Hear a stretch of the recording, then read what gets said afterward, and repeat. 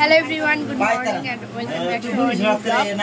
সকাল সকাল শুরু হয়ে গেছে, সকাল হয়ে গেছে ওইদিকে। তো তৃষা ওরা চলে যাবে, ওইদিকে সব গোছগাছ হয়ে গেছে। ডিউটিতে ব্যস্ত। দেখা আমারও তো খাওয়ার পরে খাওয়ার আগে ওষুধ খেয়ে নেবে। তুই ডাক্তারের থেকে বেশি বুঝিস, আবার খাওয়ার পরে ডাক্তারের কাছে আসবা, আবার ডাক্তারের থেকে বেশি বুঝবা। পয়সা দিতে হয় না, তাই যা খুশি তাই খাওয়া যায়, তাই না? পয়সা দিয়ে চুপ করে বসে না, পয়সা দিয়ে তো ডাক্তার কাছে যাও, চুপ করে বসে থাকো, যা পাই তাই শুনো। আর এটা তুমি যা খুশি তাই করে দিবা, পয়সাও দিবা না, আবার যা খুশি তাই করে রিপোর্ট দিবা। ডাক্তার বাবু ব্যস্ত, দেখো ওইদিকে দেখা অবস্থা। এই পেশেন্ট না পাই হাট দেখে, এটাতে সব দেখে পাগলি। আমি তো সবসময় দেখছি। গতকাল রাত্রে আমাদেরকে টিফিন দেওয়া হয়েছিল, মানে তোমার দাদাভাইকে আর আমাকে। তো সেই দুটো আমরা খাইনি, ফ্রিজে রেখে এসেছিলাম। সকাল সকালে যে তৃষা চলে যাবে জন্য বের করে নিয়ে আসলাম, খাবে খা, কিন্তু কিছুই খায় না। আমি যাচ্ছি এখন, এই হচ্ছে ব্যাপার। আমার খিদে পেয়ে গেছে, নিমকিটা এখন ভালো লাগছে না, ফ্রিজে ছিল তো। ঠিক আছে তৃষা, এই দেখছি তাহলে এরকম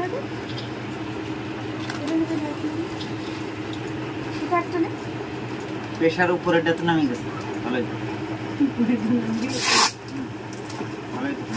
ঠিক আছে তো স্যার। হ্যাঁ, নিচেটা একটু বেশি আছে, 90 আছে, আর 10 মিনিট। আমরা রাত্রিবেলা ঘুমাতে গেছিলাম কাকাদের বাড়িতে। আমি কফি চলে এসেছি, এখন দাদাভাই এখন পর্যন্ত শুয়ে আছে, ওরও ব্লাড টেস্ট করাবো। ওকে ফোন করা হয়েছে, আসবে ব্লাড নিতে হবে, কোলেস্ট্রলটা একটু চেক করাবো। তোমরাও সবসময় বলো যে দাদাভাই কোলেস্ট্রলটা চেক করিয়ে নাও, কখন প্রবলেম হচ্ছে। তো সেটাই হচ্ছে করবো। নিজস্ব চেম্বার আছে, chamber pathology USG centre, diagnostic centre, pathology with chamber. তোমরা যদি আসাননগর ভীমপুরে আশেপাশে থাকো তো যোগাযোগ করে চলে যাবে। তাই তো? দামি ডাক্তার, দামি ডাক্তার।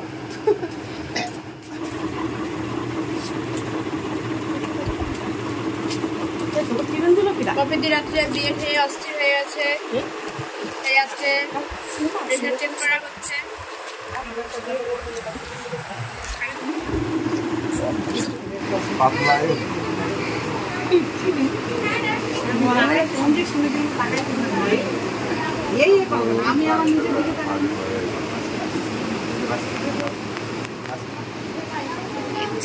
জায়মুর এত ভয় নেই, জায়মুর ভয় নেই না? জায়মুর ইঞ্জেকশন নিল, ভয় নাই দেখছা? আয় রে আয়, ইঞ্জেকশন নিল না রে, রক্ত নিল। রিয়া না একটু না না নাও। আমার তো দিবা 3-4 দিন ধরেই বাড়িতে চলছে অনুষ্ঠানের খাওয়া দাওয়া, তোমরা সেটা ব্লগে দেখতেই পাচ্ছ। আমাদের বাড়িতে এটা নর্মালি সবসময়ই হয়ে থাকে। একদিনের অনুষ্ঠান মানে যে শুধু সেদিনই খাওয়া দাওয়া হবে সেরকমটা কখনোই নয়। অনুষ্ঠান একদিনের হলেও তার 3 দিন আগে থেকে একসঙ্গে রান্নাবান্না খাওয়া দাওয়া শুরু হয়ে যায়, সেটা তোমরা দেখে বুঝতেই পারছো। এবং অনুষ্ঠান শেষ হওয়ার পরেও 3-4 দিন একসঙ্গে খাওয়া দাওয়া চলে। আর যদি বাড়িতে বিয়ে হতো, বড়সড় অনুষ্ঠান হতো, সেক্ষেত্রে আরও বেশি দিন যাবৎ এভাবেই চলতে থাকে।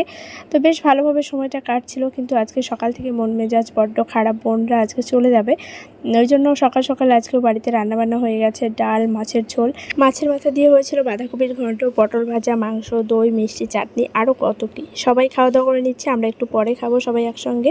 এদিকে তোমার দাদাভাইও বসে গেছে, জামাইবুড়া বাড়িতে চলে যাবে। আর হ্যাঁ, তোমরা আগের ভিডিওতে একটা কমেন্ট করেছিলে বোনের বিয়ের ফ্রিটা তোমার দাদাভাইয়ের সঙ্গে আর কে ছিল? ওটা হচ্ছে আমার জামাইবাবু, মানে তৃষার বাবা। তোমরা তৃষাকে অনেকেই চেনো, আর তার সঙ্গে তোমাদের প্রচুর প্রচুর কমেন্ট, সব কমেন্টের আমি রিপ্লাই করবো।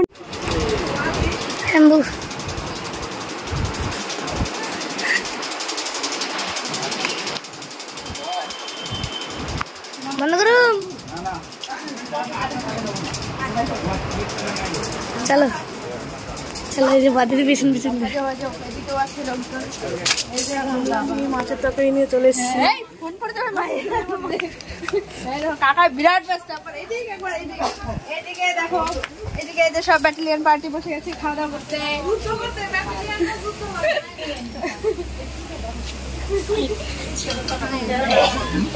লেম্বু টাকা আসো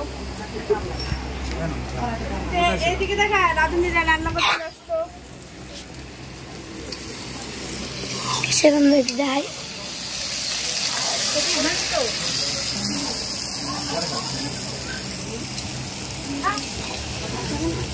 সকাল সকাল খাওয়া দাওয়া হচ্ছে, কারণ সবাই এখন বেরিয়ে যাবে। টাকা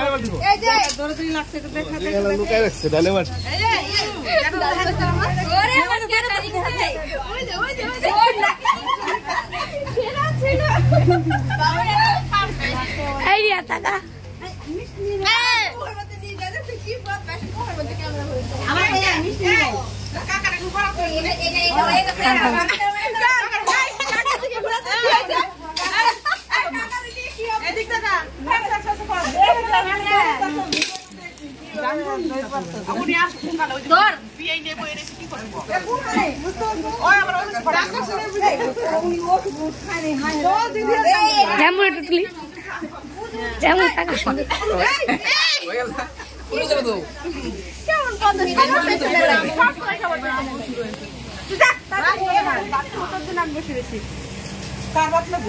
লিপস্টিক বারবার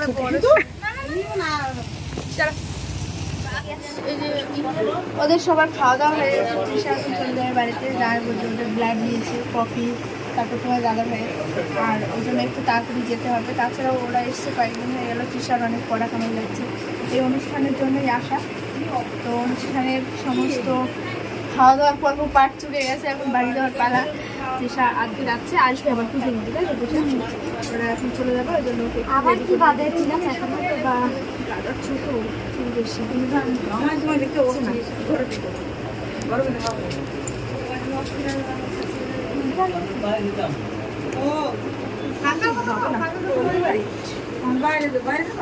না এমনি আসতে দেখি অন্য একটা বড় গাড়ি।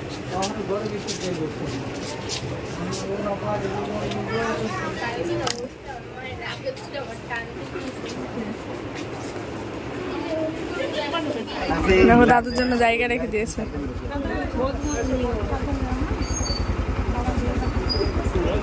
গিয়ে ফোন করে দিও তৃষা, আমরা যাচ্ছি 10 দিন পর। বেশিরে বল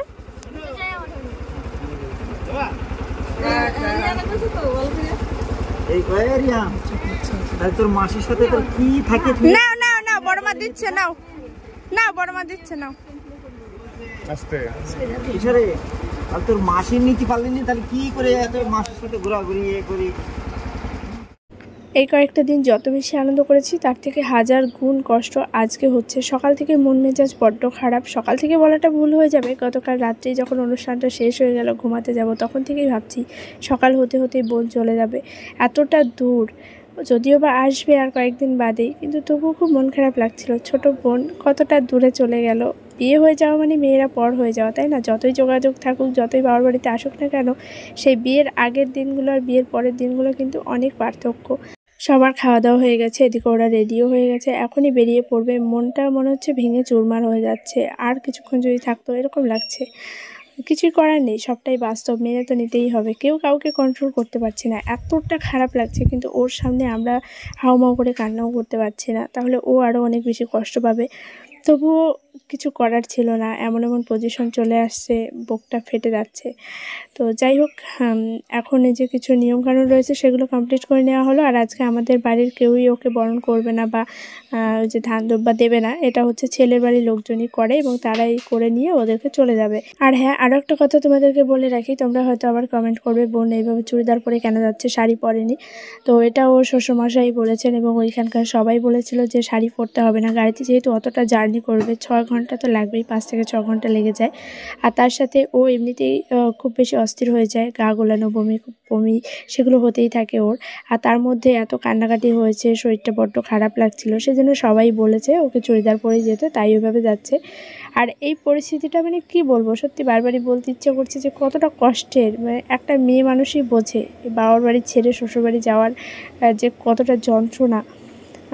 সবাই প্রচণ্ড কান্নাকাটি করছিল, সবাই। কাকিমা তো পুরো মাটিতে গড়াগড়ি করে যেরকমটা আর কি, সেরকম ব্যাপার। তো কেউ কাউকে কন্ট্রোল করতে পারছিলাম না, এতটা খারাপ লাগছিল। আমার বাবা মানে সেও প্রচণ্ড কান্নাকাটি করেছে। আর কি বলবো, ছোট ছোট ভাই বোন রয়েছে, সবাই অনেক কান্নাকাটি করছিল। এই যে ঠাম্মা রয়েছে, এগুলো সবসময় তো ক্যামেরাবন্দি করা যায় না। আমি পপির হাতে ফোনটা দিয়েছিলাম, ও যতটুকু পেরেছে ভিডিও শ্যুট করেছে, কিন্তু আমি বারবার বলছিলাম থাক, বন্ধ করে দে, এগুলো ভালো লাগছিল না এই সময়।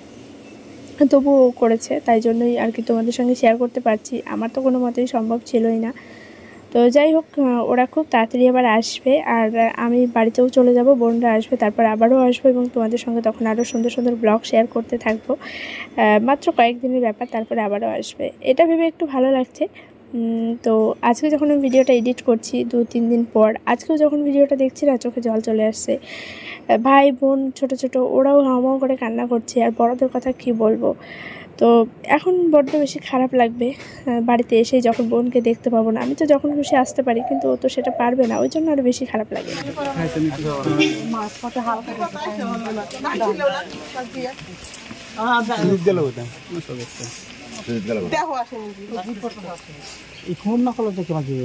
রাস্তা গাড়িতে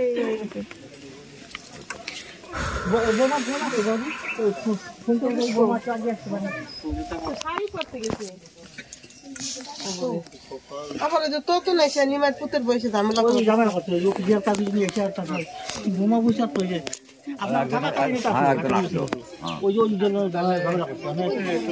নিজে সব কিছু জানেন।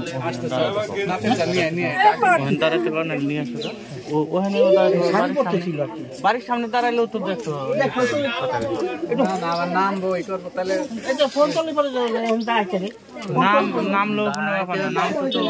কান্নাকাটি করিস না, চুপ। সবাই গাড়িতে উঠে পড়েছে, এখনই ছেড়ে দেবে। আর এখান থেকে গিয়ে দাঁড়াবে সামনে জেঠু বাড়িতে, ওইখানে ঠাকুর ঘরে প্রণাম সেরে দেন বেরোবে। আর তোমার দাদা ভাই আর আমার ভাই দুজনাই যাচ্ছে গাড়িতে, একটু এগিয়ে দিয়ে আসতে। ওরা বাইক নিয়ে যাবে, তারপর ওরা আবার ব্যাক করবে। তো বড্ড বেশি মন খারাপ লাগছে, কি আর বলবো। এই যে জেঠু বাড়িতে এসে এখানে সব প্রণাম করছিল, আর আমি আবার দৌড়ে দৌড়ে গেছিলাম বাড়িতে, কারণ তোমার দাদাভাই তখন খুঁজে পাচ্ছিল না গেঞ্জিটা কোথায় আছে। তাই এখানে ওরা ছিল, আর আমি দৌড়ে চলে গেছিলাম বাড়িতে, গিয়ে আবার গেঞ্জিটা এনে দিলাম, তারপরে ওরা গেল। তো কি বলি বলো তো, এই ভিডিওতে আমি কি ভয়েস দেবো না দেবো সত্যি কিছু বুঝতে পারছি না। খুব মন খারাপ লাগছিল খুব। আজকে 2 দিন পর আমি কথা বলছি বলে হয়তো অনেকটা সহজেই আমি সব কিছু বলে দিতে পারছি, কিন্তু সেই সময়টা অনেক বেশি কঠিন ছিল। একটা মেয়েকে বাড়ি থেকে বের করে দেওয়া এইভাবে বড্ড বেশি কষ্টের। আর আমার বাড়িতে সবার সঙ্গে সবার বন্ডিংটা তোমরা অনেক ভালো বুঝতে পেরে গেছো এতদিনে। সবাই ভীষণ কষ্ট পাচ্ছিলো, সবাই প্রচুর কান্নাকাটি করছিল। তো এই যে ওরা চলেই গেল, এখন আমরা সবাই বাড়িতে চলে যাব। বাড়ি পুরো ফাঁকা, প্যান্ডেলের সব খোলা শুরু হয়ে গেছে, ওপর থেকে যে ফ্যানগুলো নেওয়া হয়ে গেছে, এখন সব চেয়ার টেবিলগুলো নিয়ে যাবে, জিনিস কিছু কিছু নিয়ে গেছে, আরও নেওয়া হচ্ছে। আর ওই সাইডটাতে সব কাকিমারা এখন ধোয়া মাজা করছে, সব থালা বাসন যা যা ছিল এই আর কি প্যান্ডেলের, সেগুলো। তো এখন পুরো শুনশান মনে হচ্ছে, সকাল থেকে মন মেজাজ শরীর সবই খারাপ লাগছে। তৃষা ওরা চলে গেল, তারপর পিসি মশাই চলে গেছে, বোনরা চলে গেল। আর সেই মুহূর্তটা যে কতটা কষ্টের ছিল সেটা হয়তো বললে খুবই কম বলা হয়ে যাবে, ওইগুলো ফিল করতে হয়, ওইগুলো বলে বোঝানো যায় না। তো খুবই কষ্ট লেগেছে। এবং বাড়িতে এসেও সবাই ঝিম মেরে অনেকক্ষণ ছিলাম, কাকিমা কাকা তো পুরো কান্নাকাটি করে, মানে তাদেরকে কন্ট্রোল করা ভীষণ চাপের হয়ে যায়। তো যাই হোক, সবটা এখন একটু স্বাভাবিক হয়েছে। তারপর খাওয়া দাওয়া করলাম সবাই, এখন ওইগুলো সব ঠিকঠাক করে দিচ্ছে। মা বাবা ঘরে একটু শুয়েছে, গতকাল রাত্রে কারোরই ঘুম হয়নি, আমরাই শুয়েছি রাত্রে 2:30টার সময়, আবার সকালবেলা ওরা যাবে, তাই যত সকাল সকাল ঘুম থেকে ওঠা যায় উঠে চলে এসেছিলাম যে ওদের সঙ্গে একটু কথাবার্তা বলি, সব কিছু গোছগাছ দেওয়ার ব্যাপার আছে। আর তাছাড়া গতকাল ওই বাঁকুড়ার থেকে যারা যারা এসেছিলো আমাদের বাড়িতে, তো তারা সবাই এখানেই ছিল, বাস ভাড়া করে এসেছিলো, 20-22 জন মতো ছিল হয়তো। তো সবাই আমাদের বাড়িতেই ছিল। সকালবেলায় ওনাদের জন্য রান্নাবান্না করা হয়েছিল, সবাই খাওয়া দাওয়া করে বোন, তারপর হচ্ছে বোনের বর, ওদেরকে নিয়ে ওরা একবারে চলে গেছে। তো ওই জন্য সকাল থেকে ভীষণই ব্যস্ততার মধ্যেই কাটিয়েছি, তোমাদেরকে দেখিয়েছি ভিডিওর মধ্যে যতটুকু পেরেছি। ওইদিকে কাকিমারা সবাই কাজ করছে, চলো ব্যাক ক্যামেরা করে একটু দেখিয়ে দিই।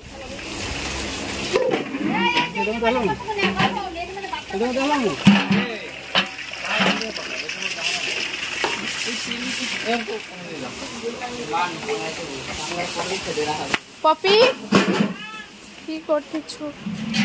কথা হয়নি, ওই দেখো ফোনে কথা হচ্ছে।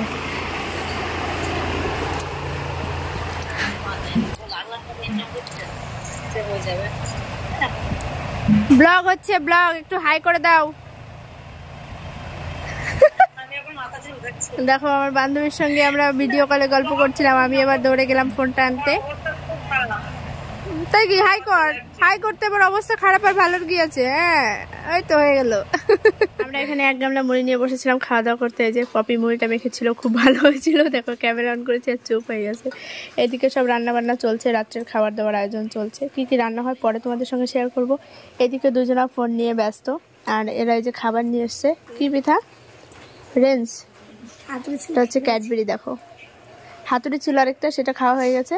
আর এই যে ক্যাডবেরি সব জীবনেও দেখিনি আমরা, এখন দেখছি গলে গেল হাতের মধ্যে। নে খাবো আমি, হ্যাঁ নে ধর।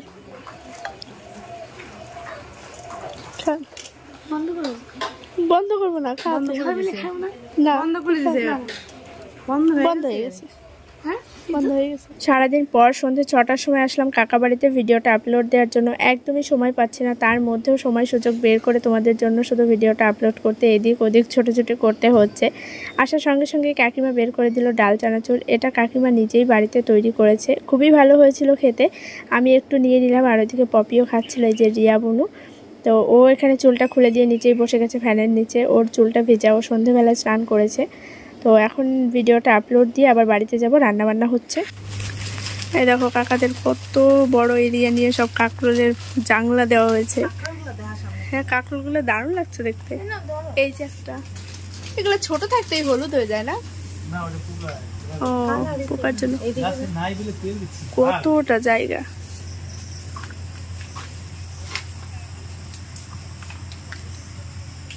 তোর চটি পড়ে যাই। হ্যাঁ ইস, বৃষ্টির মতো ধরে নিয়ে দৌড়ে মারতে হবে জোরে।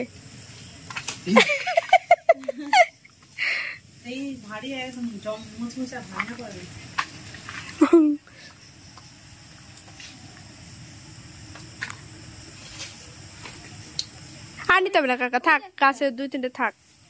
পপি রাখা হলেই হবে, অত লাগবে না। কি সুন্দর।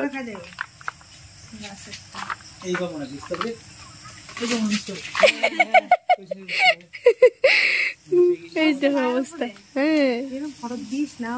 কেন তোমার সবসময় মেকআপ করা ফটো দিতে হবে নাকি? হ্যাঁ মেকআপ করা ফটো দিতে হবে? মোটেও না। তো কি হয়েছে?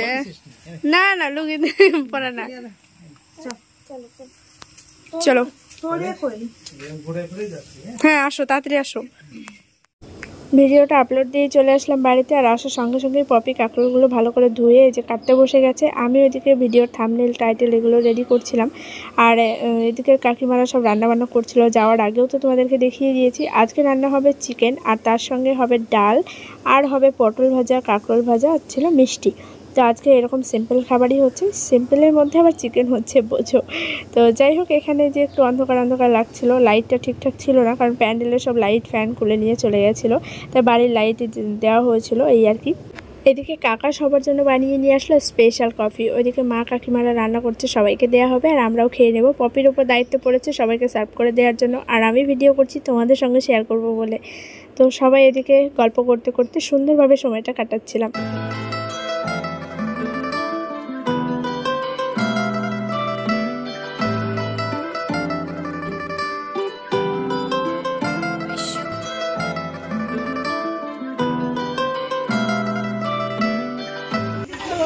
এই হচ্ছে গেট ধরা টাকা, সবাইকে দিয়ে দিচ্ছি। এই যে রিয়া, আর ওই যে রিজুর এখান থেকে ভাগ চলে গেছে।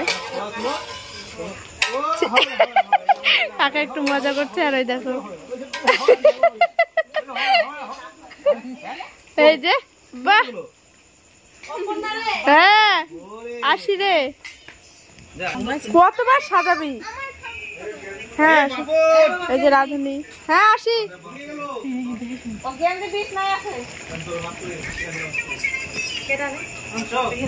আমি আর